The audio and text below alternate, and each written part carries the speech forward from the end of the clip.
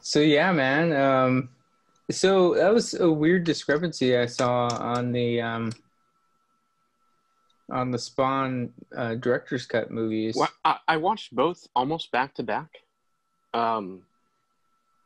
There are some very, very, very small differences just in the language and things they say. Oh, okay. Um, Hmm. I remember like as a kid, they overdubbed some clown's dialogue. Like what he was saying wasn't matching his mouth. Mm-hmm. Like I think he's supposed to say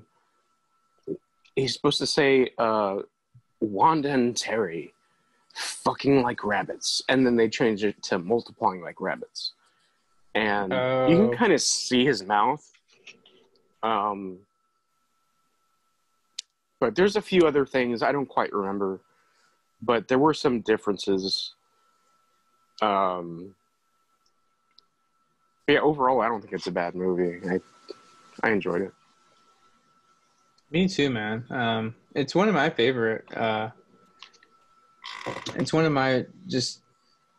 I think it's a good movie. I think it's Yeah, I just a don't. good It's not movie. even. I don't think it's a guilty pleasure either. I think I just like No. it. Yeah, I wouldn't even call it. Yeah, like a guilty pleasure, I would call. No, I wouldn't even put this movie in that kind of category at all. Um, either. Yeah. Um, well, all right. I guess if you're ready, man, Yeah, you whenever could you're ready. do the intro. Oh, okay. All right, everybody. This is Film Juice. I'm John here with, Mike, and we're going to be talking about Spawn and 1997. Spawn. If you don't know, is based off of a comic book. We were we as Mike and I have been talking about Spawn and a few other characters. We reference to the comic books as dark comics. Yeah. So Spawn is like a dark comic. It's not like a Spider-Man or Superman type of comic. It's more like there's a lot of blood, there's a lot of violence. Yeah, and for example, I think in one of the most recent synopses that I read, God and the devil are now fighting each other as children in limbo, so they don't really exist in the comics. So it goes there. It's very ugh.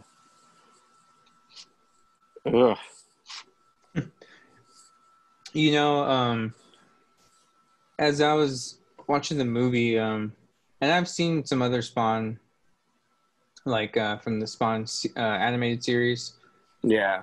Um, there's a lot of like, in the shadows. There's a lot of Spawn's thoughts, his kind of understanding of this new reality, Yeah. and for him, and just in the spiritual sense as well.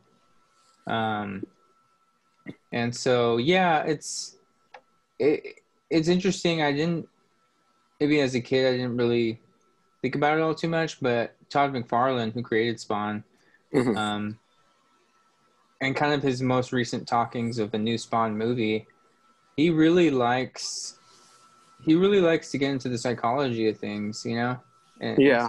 into the lore of his characters and whatnot, and yeah. So watching this movie again recently, I've seen it so many times, but Yeah, same uh, here. it just kind of like starting to see a little more, and I don't know. I feel like I've learned more about the author, Yeah. Todd McFarlane, over the years, and that's something that stuck out to me this time around. Yeah, and I'm wondering, because he's coming out with another one eventually, with Jamie Foxx and Jeremy Renner, and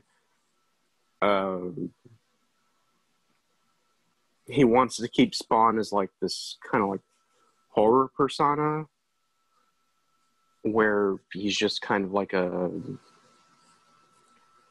ghost story to scare people. So you won't see Spawn that much, but he's there, and I think he's aware of what he's writing, and I'm glad that he's, I believe, basically been the sole writer of the entire series up to now. Because I think it started back in like 93. Yeah. So that's, you know. This was his breakout character as a as an author, like a comic book writer, and and he started his own company too, like his own comic company. So Image. Well, he was one of a team of guys that broke off from Marvel, including Rob, I believe it's pronounced Liefeld or Liefeld, who created the X-Force and Deadpool, and he's one of those guys. I think it was like 3 or 4 guys that broke off from Marvel because they felt there was some kind of inequity going on. So Image Comics started out in the early 90s, and they all each started their own series. And I think Spawn, I don't know if there was some kind of revival at that point of these or what, but I mean, Spawn did just tremendously well. And I mean, to get a movie like, you know, within 5 years? Yeah, within that, like, of just being it was that popular made. That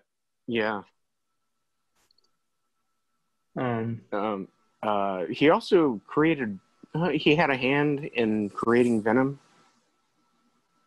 Yeah, and like he wasn't the creator, but I think he drew him. And he had a whole part in that Spider-Man. He drew Spider-Man for a little while. He did, and really brought this whole new look. Really, to Spider-Man and the villains, and he has a nice. I like his style. Yeah, it's very. The colors are very vibrant. I think they decided to go with different type of paper at that time too. Oh, really? I think so. I think he likes using like a glossy, thicker paper in his comics. If I might be wrong about that, but that's kind of my impression as I've seen interviews of him over time. But and it just helps these characters, like, colors come out, and it has a real premium look. His art. So. But that, I think the movie captured that pretty well. Me too. I remember reading that it didn't do too well in box office, but or at least like reception wise or something like that. But yeah, I mean,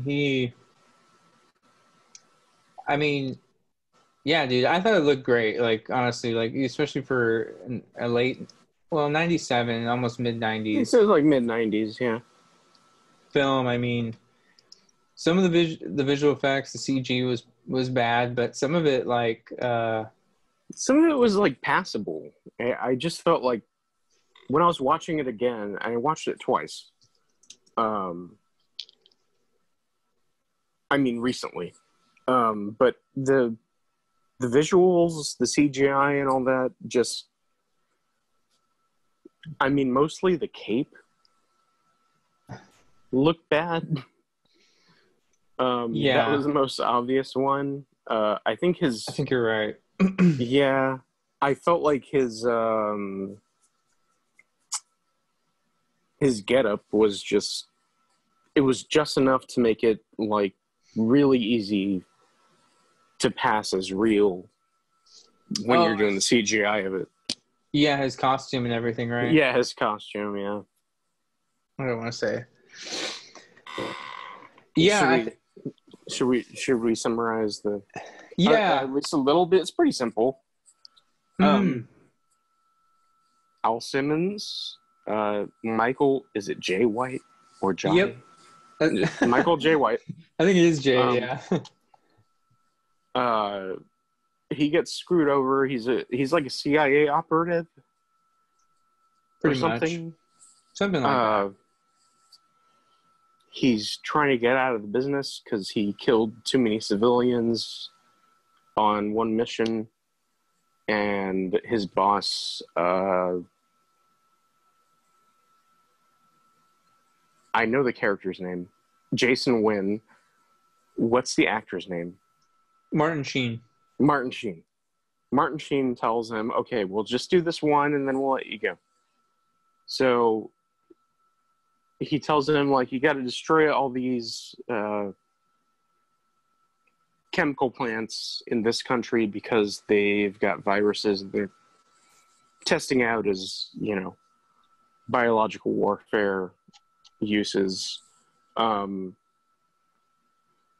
he goes, he finds there are already explosives, there's already dead guys. And then Martin Sheen shows up and shoots him in the leg, and he collapses. The hot assistant lady. I think it's Priest. She's known as Priest. Priest, yeah. She's there too, and Melinda Clark. That's the actor's name. Oh, Melinda Clark is the actress. Okay. And yeah, so Priest. He just yeah, they don't want him to leak out anything, or they don't want that risk, so they just set everything up to blow up. And for the first out of 20 times in the movie, he screams Wanda. Yeah. And he dies and is sent straight to hell. Exactly, yeah. And so you find immediately he wakes up. He's in this rundown alleyway. He's in that alley. I know there's a name for it. I can't remember it. Is it? It's not Hell's Kitchen, right? No, that's Daredevil. That is Daredevil. What am I saying? I don't know what you're saying. It's something. Yeah. I was gonna say Crime Alley. That's Batman. Yeah, I can't remember, but he's like a poor, like a homeless alley people thing that has neon signs for some reason. Yeah, it does.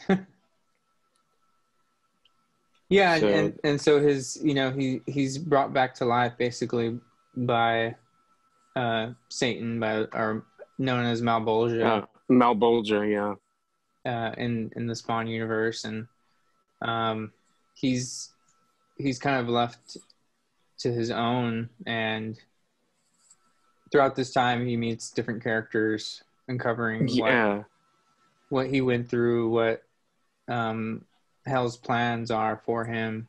And there's like Cagliostro, the old man. Yes. The actor is actually dead at this point. Nick Williamson? Yes. He's got the little boy from Kindergarten Cop. Who's that? The little boy. He's the one that says Oh, girls have vaginas, boys have Oh, penises. I haven't seen that movie in forever. I'm pretty sure it's the same kid. Wow. I mean, it wasn't too long after that.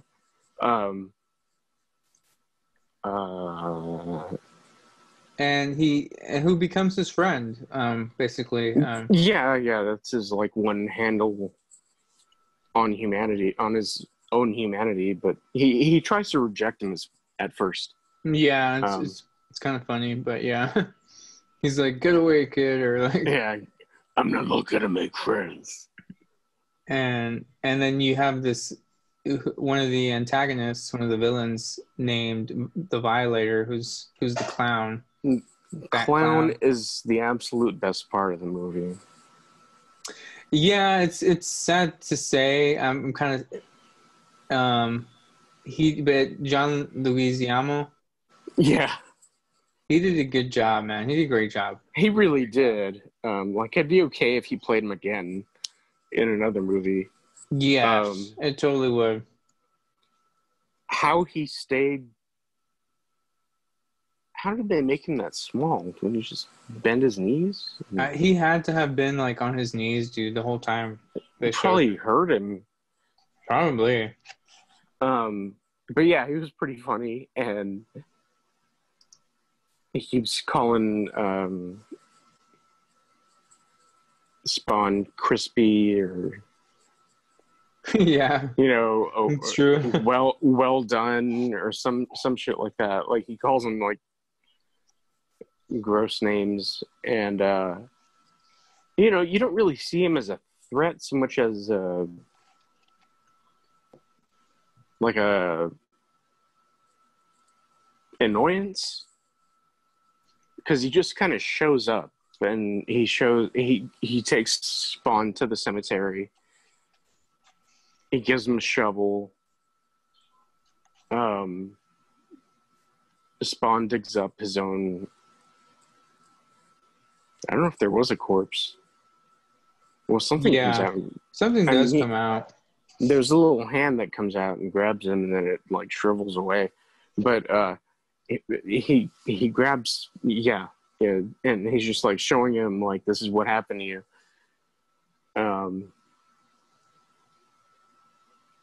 And then he takes him to, I think they just go back to the alley, right? And that's when he eats like the maggot pizza. Yeah. And I think he really did. I think he really did eat that. That was pretty disgusting, dude. It was really disturbing.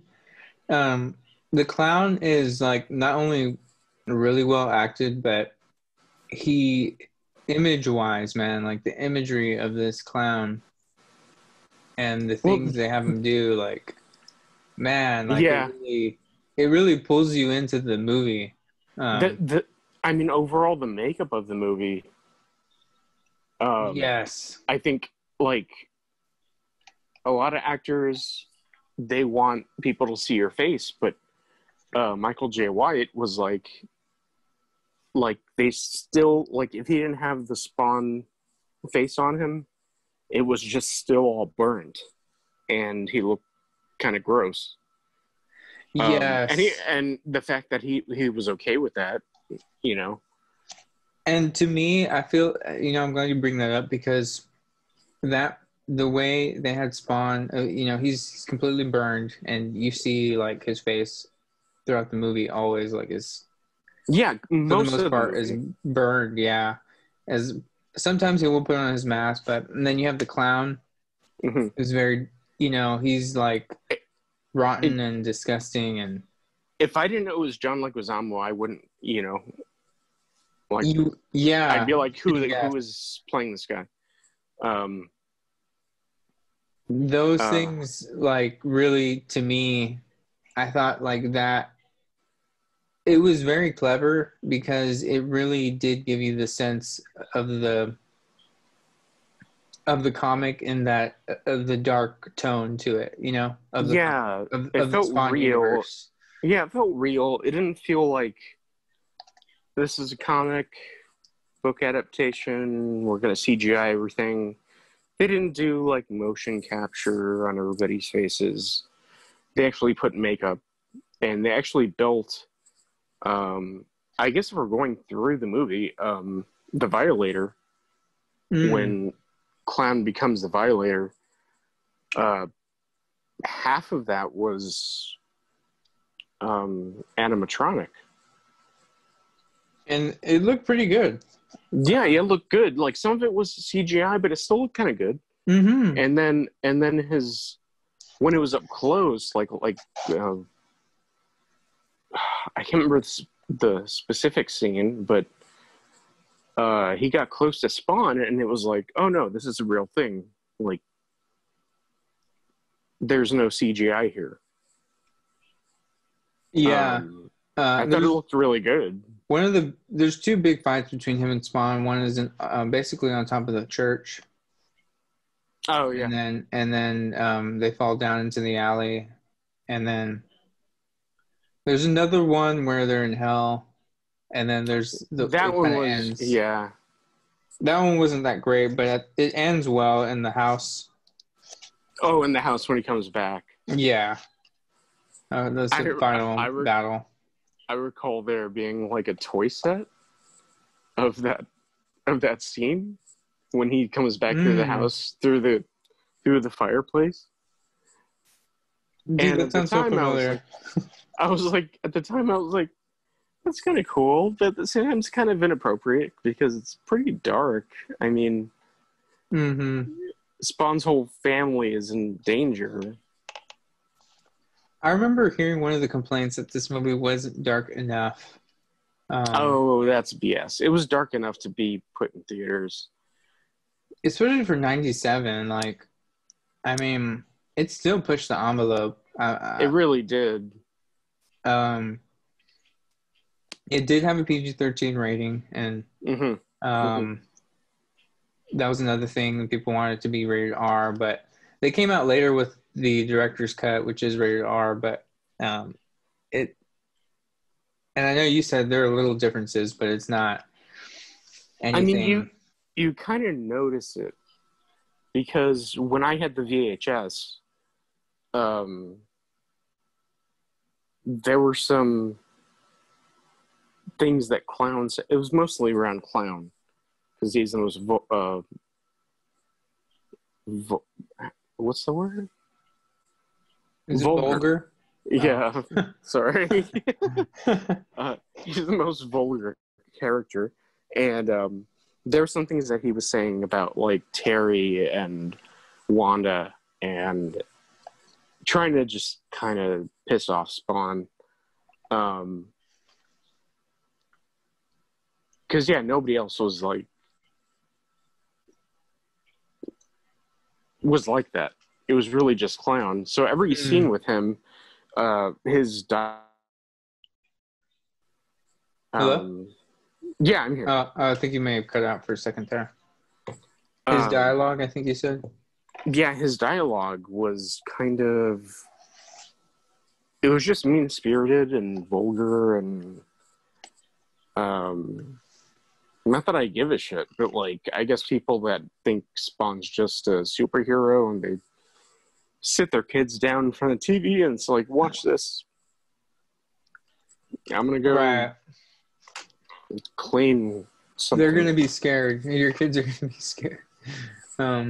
Watching this, especially watching the full rated R version, I think. But I mean, even that one, it's still not. It's not that bad. Yeah, it's mostly around the language that gets into that R rating. It's no Deadpool.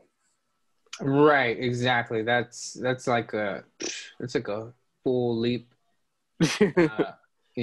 Or like two leaps. Even though when I saw Deadpool in the theater, I saw a bunch of kids in there too, and I was just like, Jesus Christ. Oh my gosh. Yeah. But it was connected to that Marvel brand, and I don't think a lot of parents really thought they much didn't about expect it. They didn't expect it, yeah.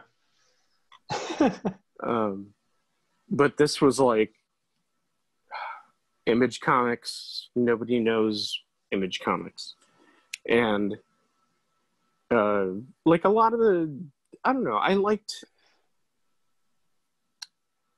the practical effects. You know, when he's on the motorcycle and he like coats it in his whatever and he's chasing after Clown.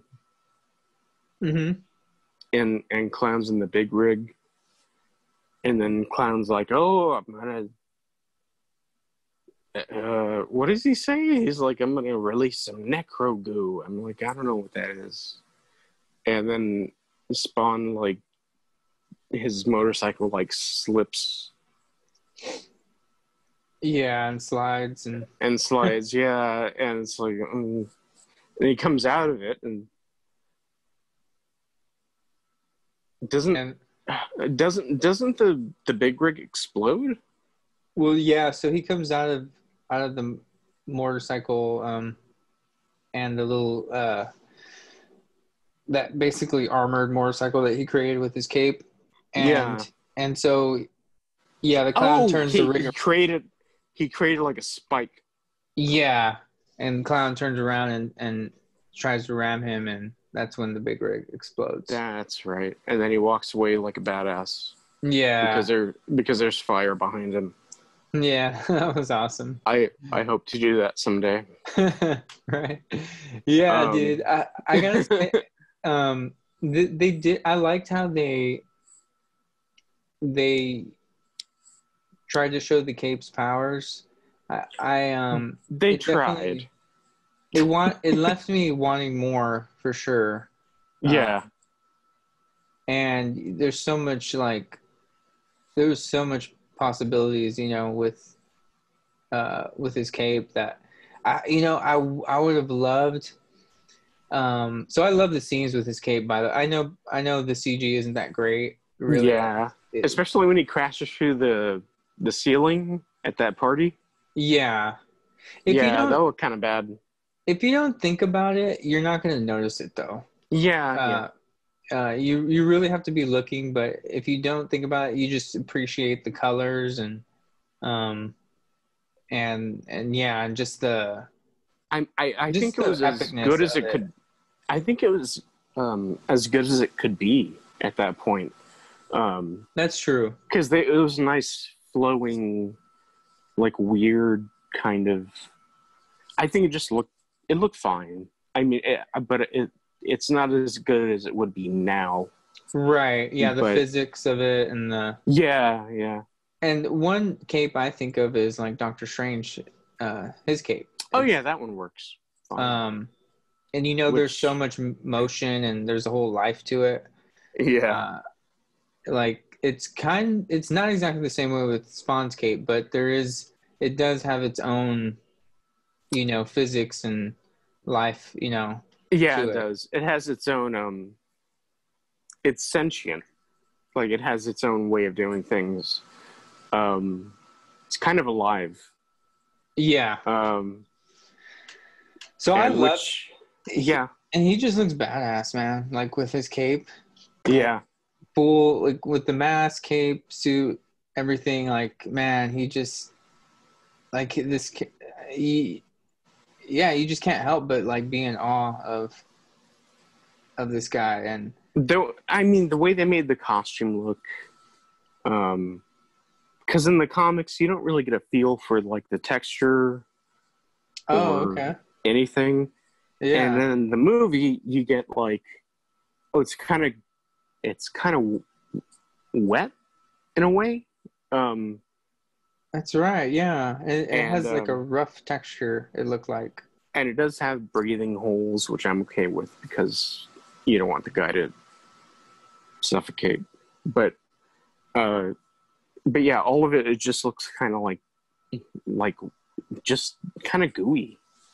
And almost like an extension of his skin, right? Like almost of his body. Yeah, that's what happened because the clown keeps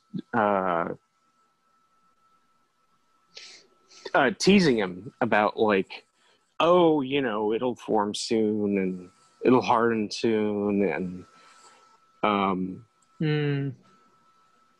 That's right. Yeah. But yeah, I did.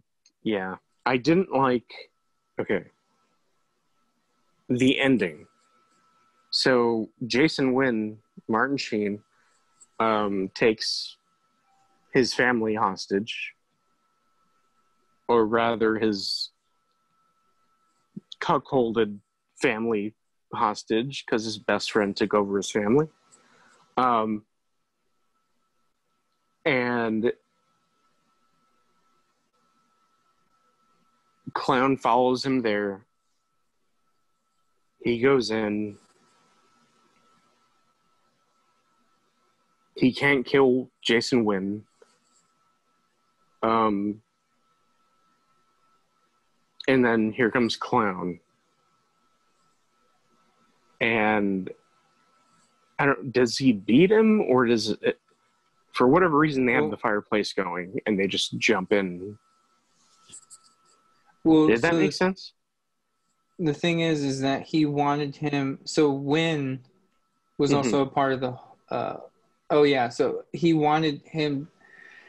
Remember, Clown and Malboja were trying to set it up to where Spawn kills Wynn, so that the virus goes. Yeah, it spreads all over the world, unleashes. It basically will kill everyone, and it'll. That means more recruits for Hell's Army. And, okay, I see. And once Hell's Army is huge in numbers, then Spawn can lead the army to Heaven's Gates. Remember, and he was saying, burn them down and take over, defeat God and whatnot.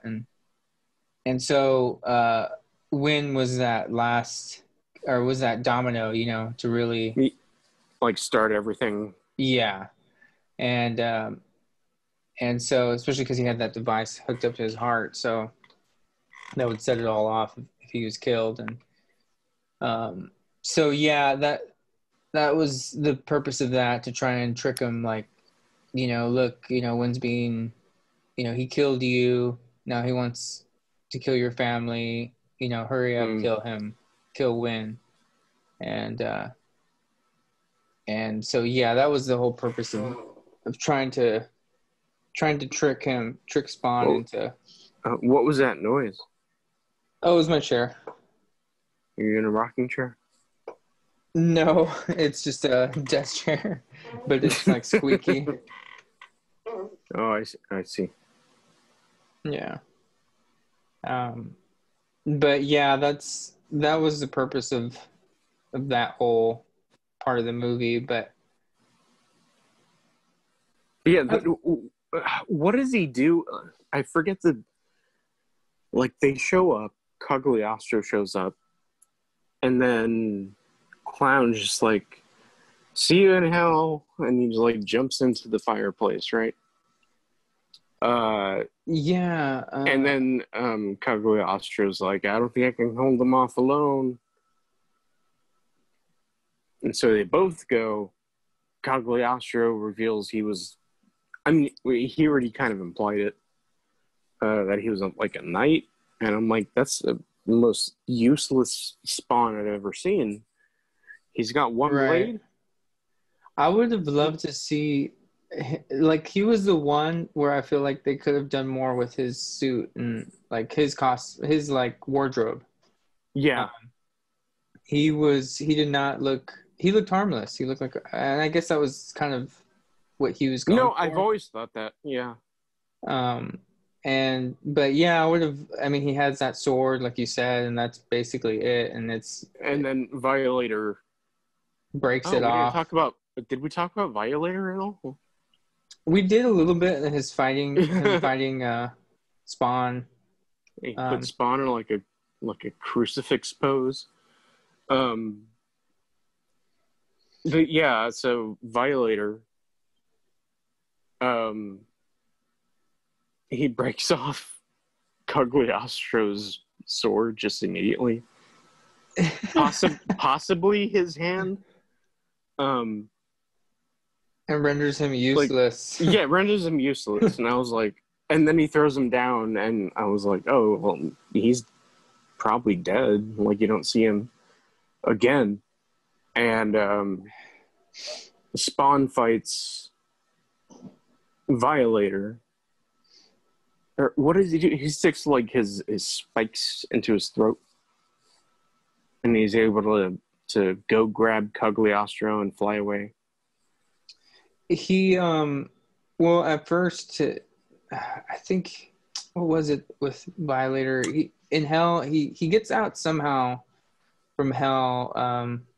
But he also tries to like use his green beams to destroy the army.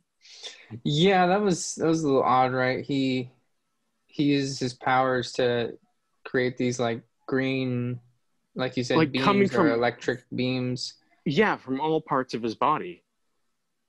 and they basically end up destroying Hell's army that way, which was fine. I mean, I thought it was okay. Considering everything, um, Yeah. I'm glad they didn't show him like literally beating everyone to a pulp, in hell. Yeah. Like the way they did it was okay, that kind of feels like a comic book too. Yeah. Um, and so I was okay with it. I didn't. It wasn't anything that was like. It didn't stick out to me in a bad way, at least. Yeah. I But was yeah, just, as a kid, I was always confused by it. I was like, when did this power happen? Like,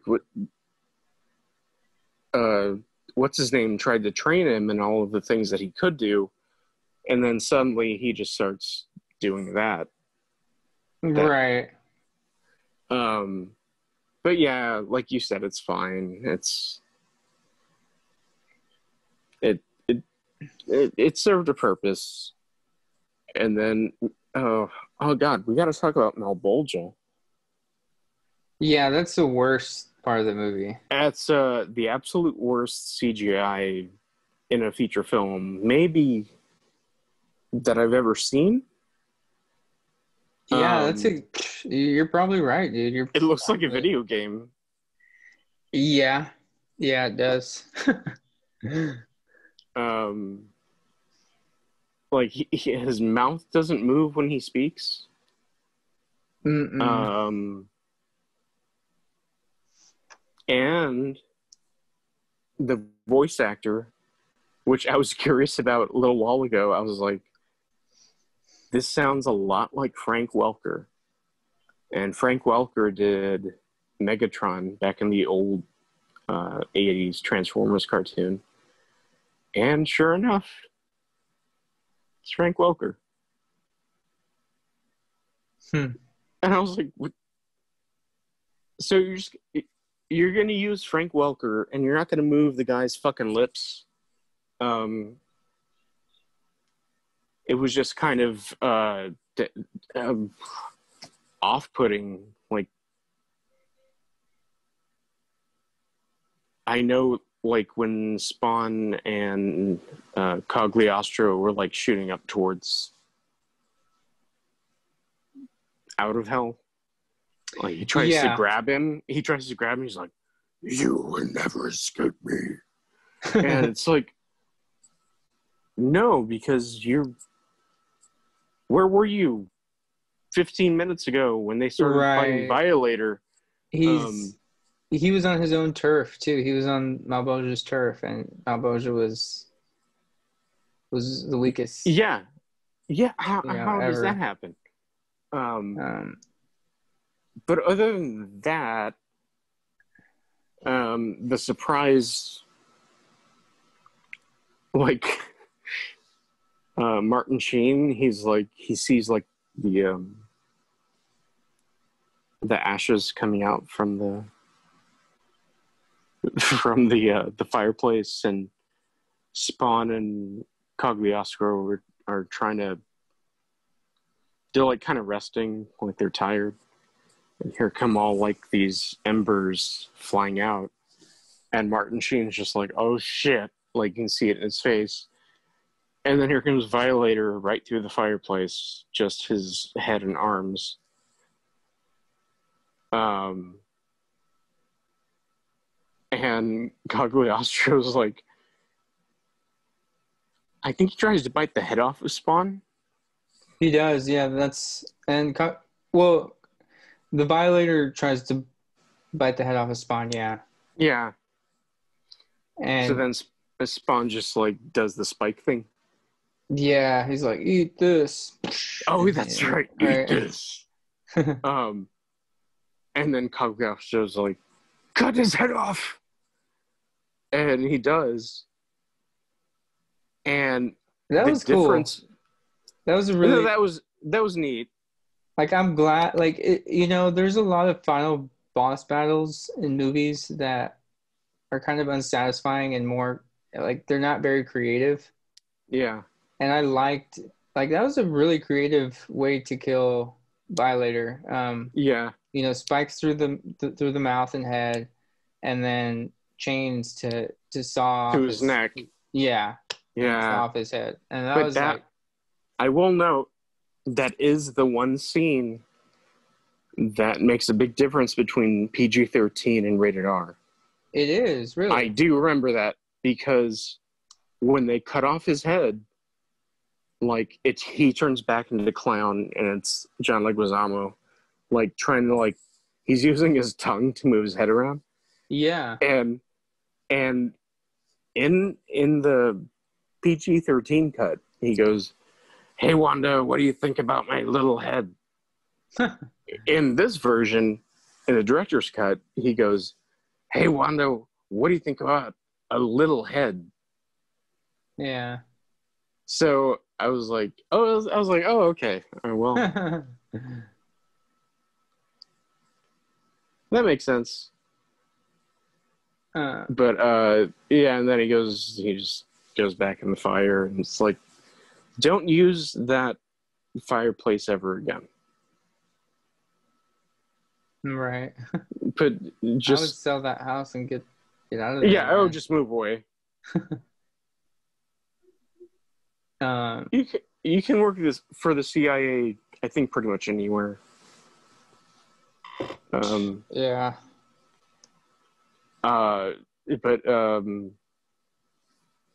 Malbolgia was certainly the worst part of the movie, at least when he started talking. When they first showed him, it was just like, rah! And I was like, okay, well, it's Satan, or in the comic at least, it's one of Satan's minions.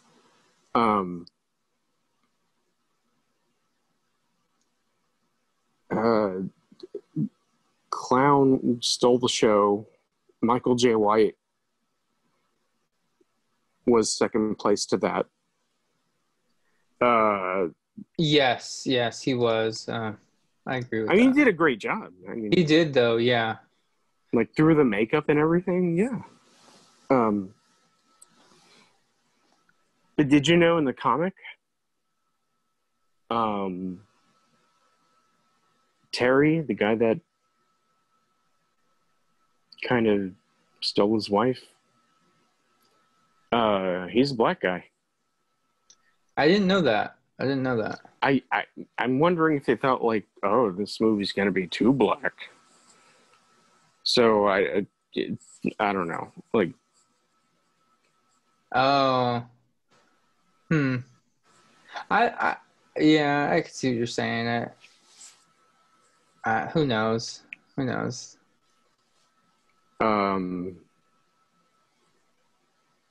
He did a good job, though. I will say that, the way they wrote him and everything, he was fine. Yeah, I think all the actors were good. Yeah, especially the dog. Spaz.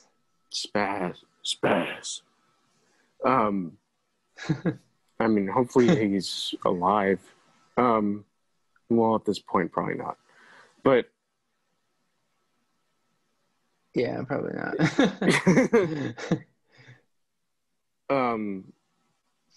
Yeah, Uh, I don't know. What were you gonna say? I don't know. Oh, okay. Well, yeah. I think another thing that so I was another thing that hurt this film was well, apparently in the box office it looked like it pretty much came out about It did even. pretty good. At least even if it came out even, it didn't really come out even. Because what I see here is 40 to 45, and usually it's double that, right? 40 million, That was the budget, and then and the box intake. office was about 88 million. Oh, that's pretty good. Okay, yeah, they made some money back. Um, so it seems like the critics, for whatever reason, um, just talked down on it. I mean, I think he is. I mean, I don't know. Was Blade out already by this time? No, it was a year after. It was a year after. Yeah, this guy was the best black superhero, you know? Yeah, I remember seeing a lot of promos for it, and it was like a series of black people saying like, "Oh yeah, this is way better than Batman." And I'm like, Oh, wow. okay, No. like Don't start comparing it. But you're comparing to a movie that's 10 years older. yeah, there's no But need for that either. I mean, it's just, yeah. but I mean, for that kind of movie that touches on religion, assassinations, hell, demons, I think it's pretty good. Yeah, exactly. Like what the imagery here too is very, I think is one of the best. I think even to this day, like imagery of the comic world, Yeah, of the world of the comic. Like, even though it did have its flaws with the CG and stuff, like the yeah, but at the the time we didn't see them as flaws at the time. I think some people still did. I think that Mm. like Malbolgia was still really Oh, criticized. that was really bad. Yeah. Yeah. And but yeah, like I mean, the world that this with the sets and some of it was green screen and whatnot too, but Mhm. it still looked really it had that dark feel to it and that darkness to it, and it just, yeah, man, it was um they did a great job to where it still didn't look like a B movie, and this is 90s. No, it was well produced. It didn't look bad. I thought the sets were pretty good. I thought the tone of the movie wasn't split in half, because you know how sometimes movies have like a bright and sunny setting, but the actual content is kind of, it doesn't match that unless it's intentional. But um, I felt like the content matched the tone, and everything felt kind of dark. It did, yeah. That was it was very successful with that, especially in the first like half of the movie. Like there's a lot of this is a huge, like, this is a very big origin, movie for Yeah, Spawn. it's a big origin movie. Yeah. So it's not, this isn't like all action, this isn't an all No. action movie. Yeah. Um, it's very, it's world building, and Yeah. I mean, it should have had 2 or 3 sequels by now. yeah, There was a to lot. where, or what were you gonna say? I was gonna say there was a lot to be told after that. Yeah, Like they didn't have to deal with Martin Sheen again, even though he is a persistent antagonist in the comics. But if you know the comics, the 2 characters that were arresting Wynn at the end of the movie were Sam and Twitch, Mm. who are like huge characters in the Spawn universe. But they were given a cameo. They didn't have names. They just kind of walked out of frame within 2 seconds.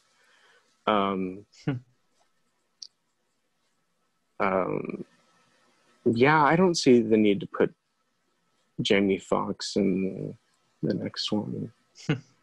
Me either. I don't either. I I'm think okay with Michael J. White. Michael, that's my name. coming back, reprising the role. I'd be all right with that. He doesn't seem to age. That's true. I do want to say too, though, that the sequels, if they had made a sequel to this one, and even if they decide to, that would have allowed for more of the action and violence that this one got criticized for, like not getting enough. That would be rated R for sure. Yeah, especially after like Deadpool and Logan. They would have to do. I believe the character is called Billy Kincaid, and he's like I don't know, a pedophile, but he's a child killer. That would make for a weird movie, and Spawn stopping him, or at least one part of the movie, and then they could put in, supernatural bullshit.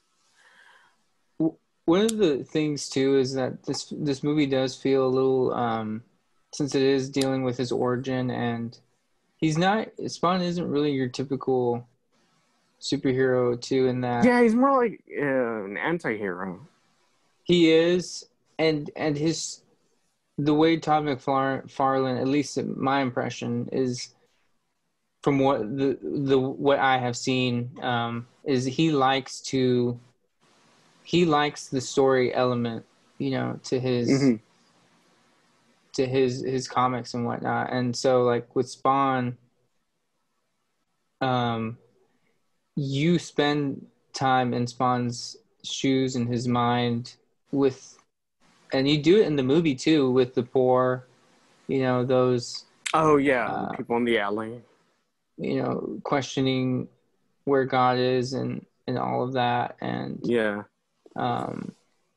There's a point where the little boy, asks him, like he lets him know that he wonders if he asks himself, like, if this is hell where he's living, and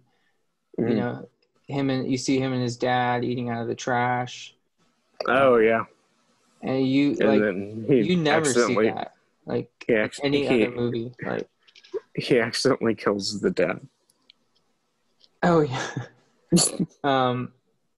Well, he doesn't kill him, actually. Well, he didn't kill him. It was Violator. Yeah, Violator. Yeah. But the kid doesn't seem to show any kind of. He's just like, he sucked anyway. He had some tears, but they didn't really. Yeah, they didn't focus on it. Yeah. But yeah, like that's. I mean, when you see a little, like, I've never seen. I mean, there's hardly ever anything I've ever seen on TV where a kid's just eating out of the trash can, or out of a dumpster, like that, I do that. But yeah, it is really, that's. I like that aspect of it, and I appreciate it. To me, I don't know if there's any way to have that be more entertaining, Yeah. In a movie or story wise, but yeah, Todd McFarlane doesn't seem to really care about that. He just no, and I think that's maybe the problem with the new one that he's trying to make, because everyone's looking at Marvel, and Marvel's kind of, even when it's semi-dark, everyone's kind of like, they're still light movies. Yeah. And how do you do that with a dark movie? You can't. I mean, you just put it out there, see if people like it, and if they don't like it, then I don't know. The same with they just recently announced that they're going to make a new Blade. Oh, cool. And yeah, but it's going to be like PG-13. The other ones were all rated R. Like they already have a new actor and everything, but they haven't written a script. And you can't have some guy slicing off vampire heads or stabbing them, or just with, I mean, and then he shows up in like a Spider-Man movie. No way. I'm just saying, I'm just speculating. Like they're gonna go PG-13 as far as they can. That sucks. It's Peaches. Yeah, I mean, I don't know. We'll see what they can get away with. I mean, sometimes they let them get away with things in PG-13 too. Yeah, it's gotten pushed pretty far.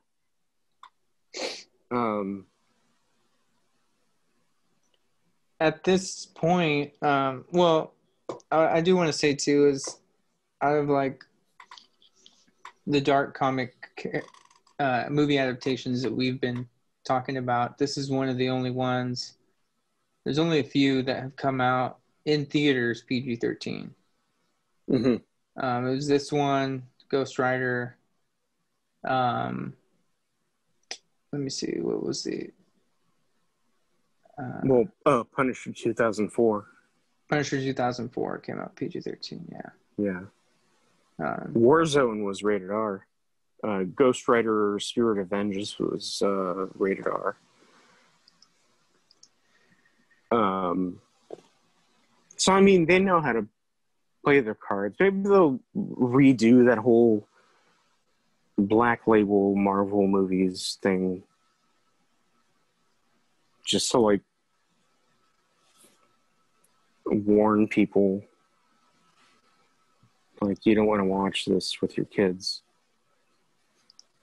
Yeah, I will say I appreciated the PG-13 on this one. I wouldn't mind seeing a rated R one, but I don't think this one, like I know we were saying earlier, this one with the PG-13, I think they did a great job. I mean, yeah, what's weird is none of the action or the violence changed. It was all the dialogue. Oh, okay. Yeah. So I guess that's okay. Yeah, I'm surprised that was it, honestly. But yeah, I mean, they could have easily gone super like bloody with this one. Too. Oh yeah. And they didn't. I appreciate that. I would have liked to see probably a little bit more blood though. Thinking back to it, but I mean, it's 97 too. I mean, some of those action scenes back then, they would cut away, or they would. Yeah, there's little blood on their shirt, like a shirt stained blood, but there's no like, blood shooting, like the bullet going through them and blood coming out. Yeah, you wouldn't see it. Right. But yeah, I don't know. And then this director,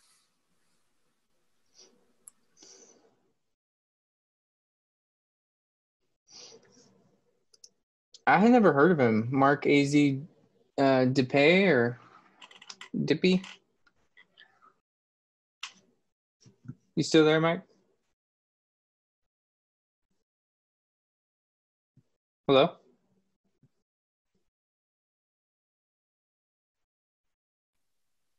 Hey, I'm here. I'm sorry. Oh, okay. I guess when I switch apps, it starts muting me.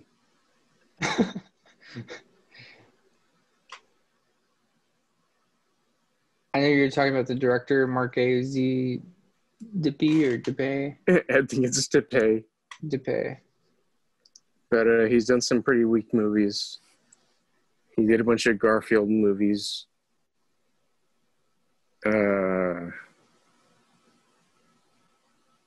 I see the Disney movie Pixel Perfect. Yeah. Wow, that's totally different. It's pretty yeah. It's pretty funny. Like, I'm not working with Spawn anymore. Yeah, man. So, Uh, good movie overall. yeah, I thought it was. I enjoyed that movie. The feel, the visuals. The actual physical effects. Mm-hmm. I thought. I mean, physical special effects, pretty good. The Actually, actors. the actors were fine. Mm-hmm. Especially the dog, and yeah, I didn't really have any serious problems with it except for when they went down to hell. Right.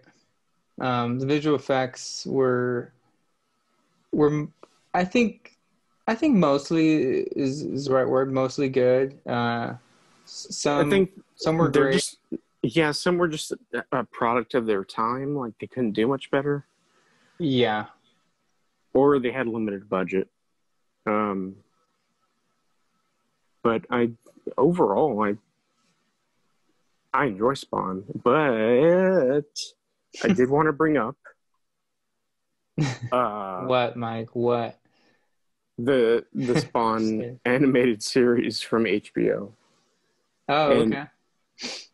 I really just wanted to say it's way better, and it Hmm. adapts a lot of the comics. I don't want to say tastefully, but I like the animation. I like the voice acting. I like how it's pretty freaking dark. Um, so if you want like a real uh, Spawn interpretation, I would seek those out. But the movie itself is fine. Yeah, I think Spawn is very likable. For one, I know we didn't. Yeah, he's very nice. Um, well, he's not a nice person, but he's actually like a grump. You know, he's kind of an ass at times, and he's you know, I mean, he's ruthless. You know, a little bit throughout the movie too. But he's tough. You know, like he's that's what I like. Like they portray him. Um, you know, he's not a scared individual. You know, he's Yeah, a lot of heroes. They kind of show him as like, oh, I'm not sure if I can do this. There's that whole arc, you know, yeah, story arc. But he's no, he's ready to kick ass. You know, yeah. um, and I did and like that point. My favorite point of the movie was when uh, he goes to Cagliostro and he's like, "I won't be needing these," and he gives them all this like ammo and guns, yeah. and Cagliostro's like, "You're learning," I remember and that I'm like, too. "Yeah, you don't need that because you got a bunch of chains in your body." Hmm. Um, but don't start reading Spawn right now because it's a confusing mess. If you're Mm. going to start reading Spawn, start at the beginning. Even though there are 600 plus issues, maybe buy a graphic novel. I mean, not a graphic novel, a trade paperback of the beginning. Mm. That'll match up to what you've just seen in the movie, more or less. Of course, in the comic, it was some guy that was assisting when they killed him, when they kill Al. Mm-hmm. But that writer or artist owned the rights to that character, so they changed it to the lady. Oh, okay. So that's weird, but it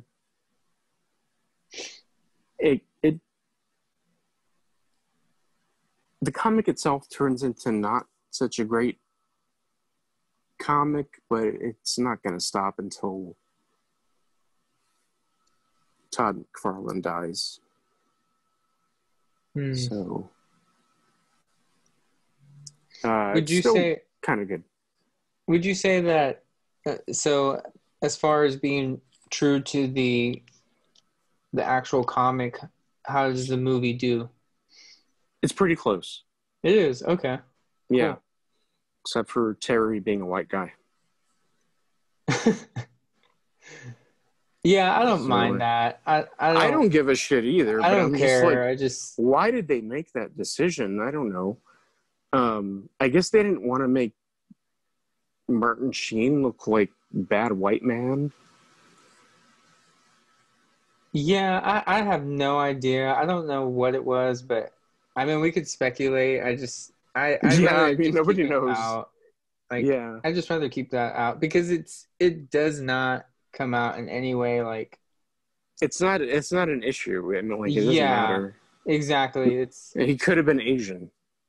Right, and it would have, as long as the actor was good, I mean, and played the same role, I mean, you wouldn't have, it could have been Jackie Chan, shoot, like Rush Hour or something, but Ooh. Rush Hour Spawn. Jackie Spawn. Right. But yeah, man, I think as a movie too, I will say, like, as someone who is, I mean, my uncle, I remember as a kid, my uncle did, he did love comics, and so that's how I knew about Spawn before the movie.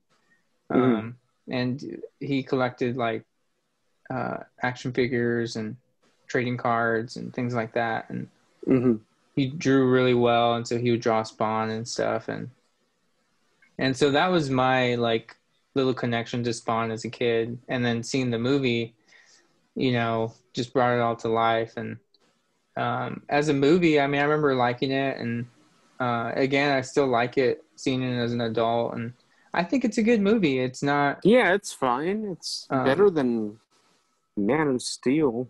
Yeah, it definitely. And I would compare it kind of, not exactly, but the kind of origin feel of it, I would compare it to like a Batman... what was it? Batman with Christian Bale, the very first one. Oh, Batman Begins. Yeah. I would. Yeah. Because in that one, there's not too much action. You know. No, there's like a couple of scenes, and the action is done. It's shot horribly. I would say, if you're going to compare the two, Spawn has way better action, but. Yeah, that's fair. As far as like the feel of it, as far as like it's not an action like Batman. You might think of like, oh, there's gonna be a lot of good action, but Batman Begins, it's actually like it's a good movie. Like it's actually a really good movie for an origin, you know, of Batman, how he becomes a Batman. But you know, it's not Dark Knight. You know, it's not part 2. Yeah. Oh, it's not up there. Yeah, but yeah. So I think this one, fine. I think, you know, looking at this one in that perspective, like you can appreciate it even more and for what it is. And yeah, I mean, like you said too, a sequel would have, I mean, we could have got that Dark Knight, you know, sequel to Spawn. Yeah.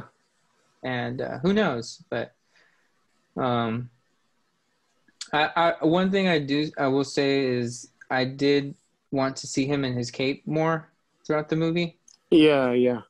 His cape is just so awesome. Like like when he was in the alleyways, because you see him in the alleys among the poor and homeless, and he doesn't have his cape on, and I would have loved to just see him walking through that alley like with his cape like just hanging, you know. Yeah.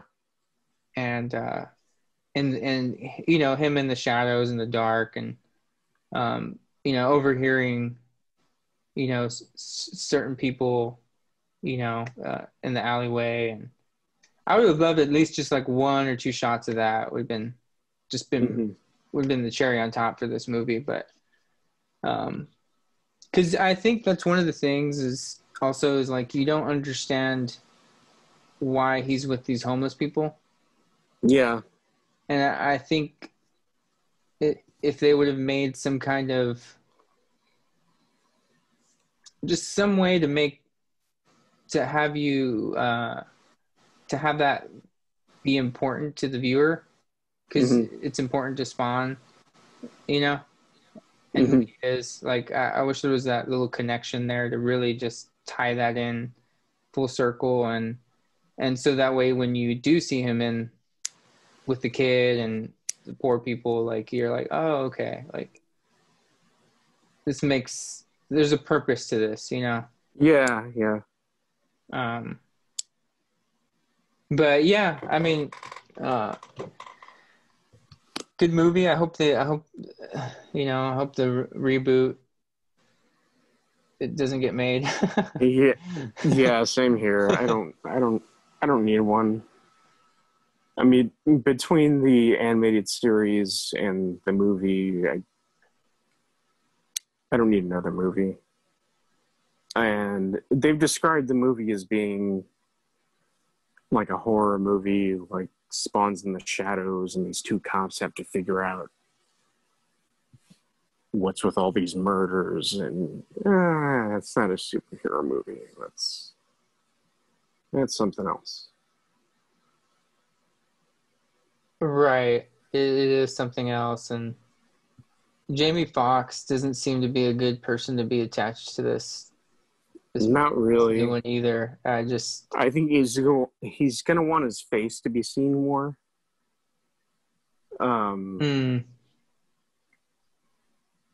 Michael J. White didn't give a shit.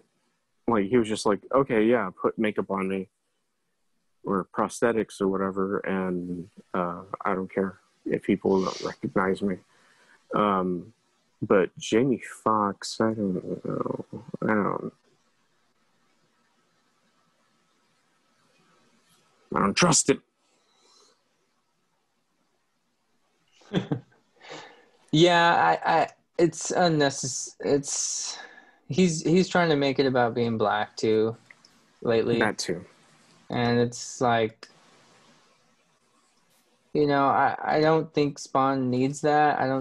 I think Spawn's... They've never made a big deal about they that. They never did. In the comics. Yeah.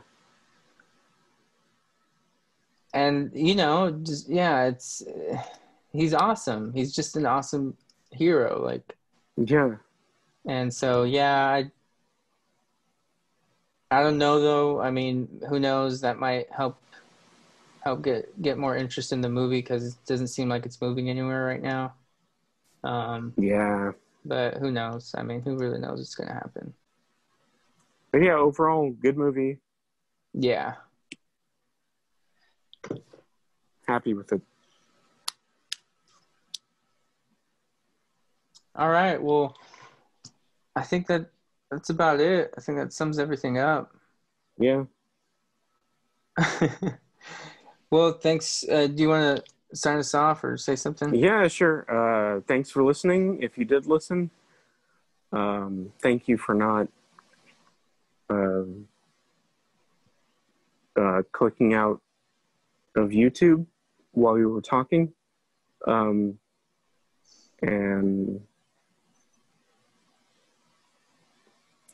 I love you. And I'm so proud of you. This is Mike. This is John. And we are going to see you next time, which should be fairly soon because of virus. Thank you for listening. Yeah, thank you for listening to the Film Juice podcast. We'll see you next time. Thank you. Bye. Funny, he's our man. If you can't kill him, no one can. Yeah, he's funny. S to the P to the A to the 1. S to the P to the A to the 1. Goes funny, goes funny. You fool! I put you on Earth to make sure Spawn keeps his end of the bargain. I do pick him to lead the army anyway.